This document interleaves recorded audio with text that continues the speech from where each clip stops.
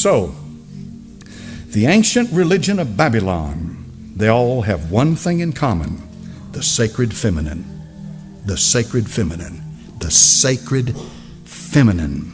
Ishtar the Babylonians, Tyre the Buddhism, Fatima of Muhammad, Sophia the Gnostics, Shekinah to the Kabbalist Jew, Mary to the Catholic, and Shakti to the Hindu.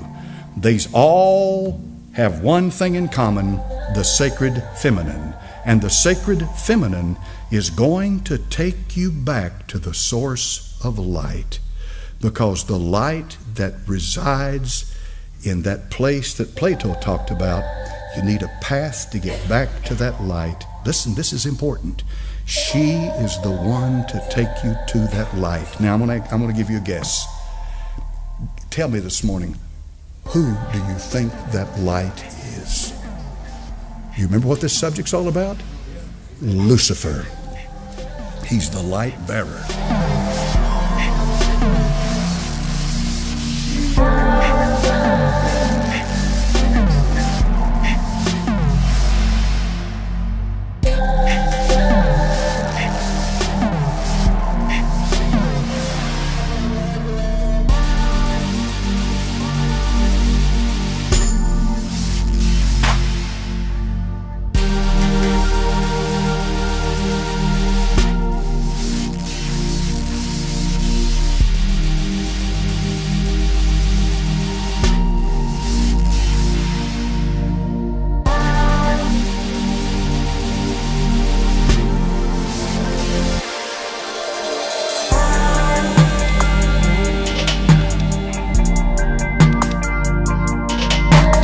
She is the one to take you to that light.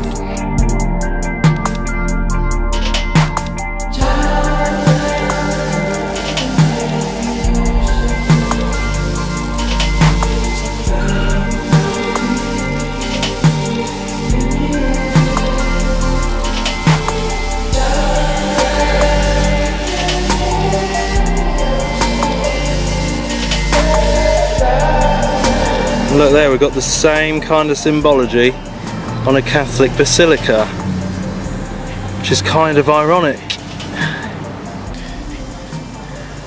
I'm here today at Washington DC with this big shrine to the Catholic Church here of the Immaculate Conception, to have a deeper look at what it's all about. What an eerie place.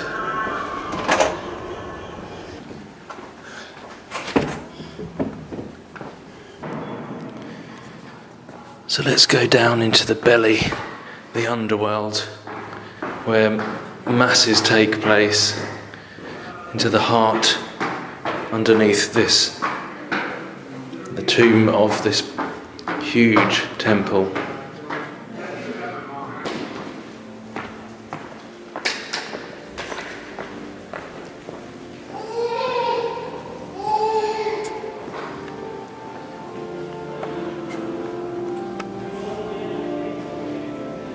I mean, we're underground right now.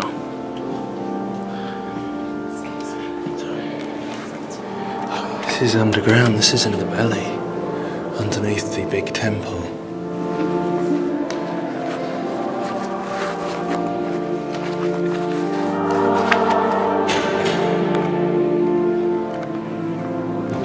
So much symbology in here.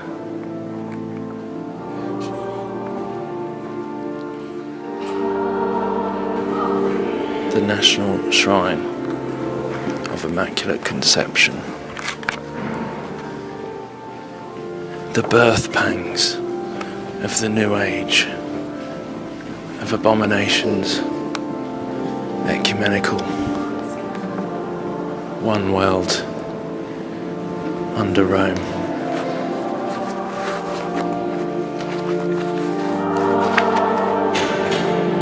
It's like an expensive hotel, one of those 5-star ones in Vegas.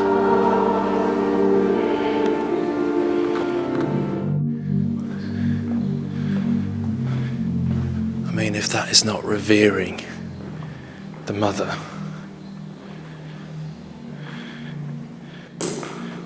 Europa. And look at him, I mean, he's bowing. I've heard so many say they don't revere Mary in that way, the false Mary. But he's bowing to this Ishtar, Isis figure. Coming out of the feminine gate. The female birthing womb. I'm sure I don't really need to say too much. It's already pretty obvious what that represents. Well, and there's that hexagon again. This same symbolism, just like the Star of David. The hexagon like we saw in the other place. The hexagon with mother and child coming through. And like the reference to the black sun. So Saturn, just like the NASA have recently shown with the hexagon on Saturn and all that. And look, the heart, connection to the heart of the earth. Heart of Mary, pray for us. So often I think it's like that birthing of that Tammuz, Nimrod, Antichrist figure from the heart of the earth, which they call Gaia, like the mother goddess Gaia. So I wonder if it's a reference to that. Definitely Ishtar, Babylonian, false religion, and this is their belief system I'm speaking about here. And the references to Saturn. 6-sided shape. The Antichrist, the birth of the Antichrist. A copy of the truth, of the true Messiah, but this is the inverted, the false one. So there's always parallels and mirrors to the real truth. It's just that this goes back to Egypt, Babylon, and there's always been usurping authority, as I said, usurping authority from the real legitimate Messiah, the real legitimate truth that we can read in the New Testament. This is how they are doing it and always have done it. This is the plan all along. The fallen plan, the kingdom of darkness, our enemy, to usurp and trick and mirror and copy, to mislead people.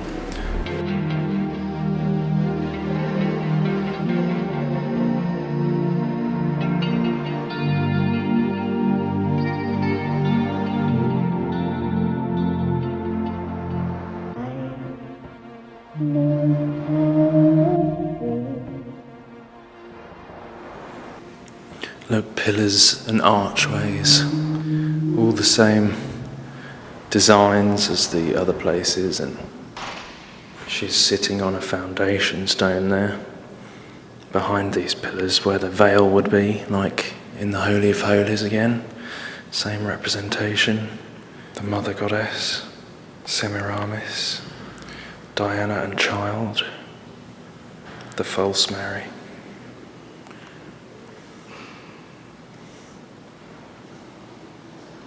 Oh my goodness. And once again, you see IXXI, which is Roman numerals for 9/11, on the cup. The Frankists and other secret societies, there is this belief that they need to fill up this cup of sin, make people turn to bad, which you can see happening, in order to provoke their Christ to come, which they think is the real Christ. But that's their belief. They believe they need to fill up this cup of filth, this cup of abomination, as we're told about in the Bible, that will happen. The cup of abominations that will bring judgment upon the world. But they believe that they're going to get this Christ is going to come. But we know it's the Antichrist. It's Nimrod from the days of the Tower of Babel. And this cup of abominations.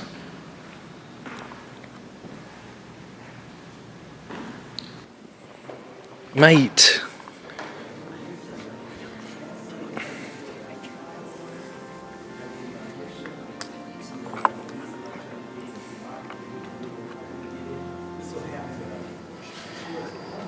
You know, even I've heard Catholics say that this Pope is very different from any other.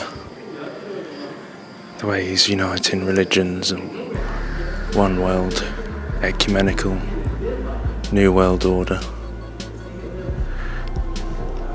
You know, the Jezebel spirit usurps authority where it has none. I was thinking about this the other day. The Jezebel spirit usurps authority where it has none.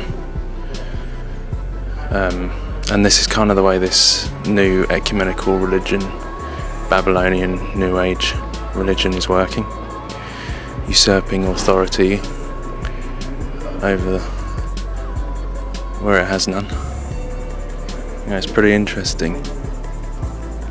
Usurping authority over the man, over Jesus, the true king, the queen, usurping illegitimate authority.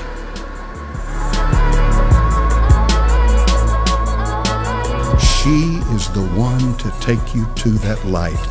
Who do you think that light is? Lucifer.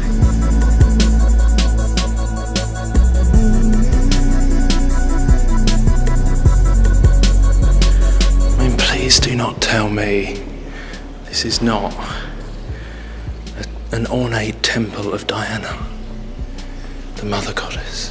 Sorry. I don't think that went down too well. But look, the celebration of fertility.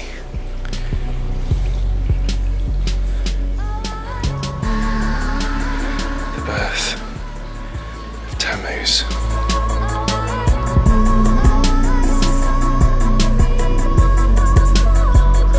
Whether you call her this, or you call her that, or you call her this, or you call her that, she's the same wherever you go. She is the Mother of God. She's the universal life force. Satan is very good at accommodating whatever culture, whatever age, whatever clime you happen to be in. Making a difference to him. He's very good at accommodating it. What I simply mean by that is he'll make you feel comfortable wherever you live in accepting his religion.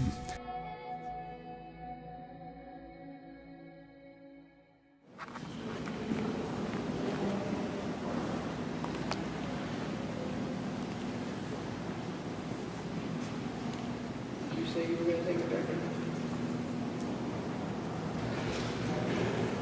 See, look, even here it's saying to receive the scroll and to break open its seals. Oh my goodness, I didn't even realise this was here. I used this picture in a video the other day. That is Apollyon the Destroyer. Mars, the Roman god of war.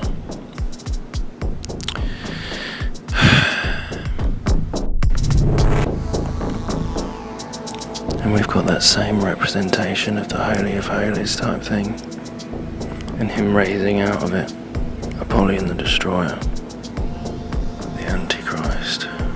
That is not Jesus. I don't think it takes much to work out that that's not Jesus.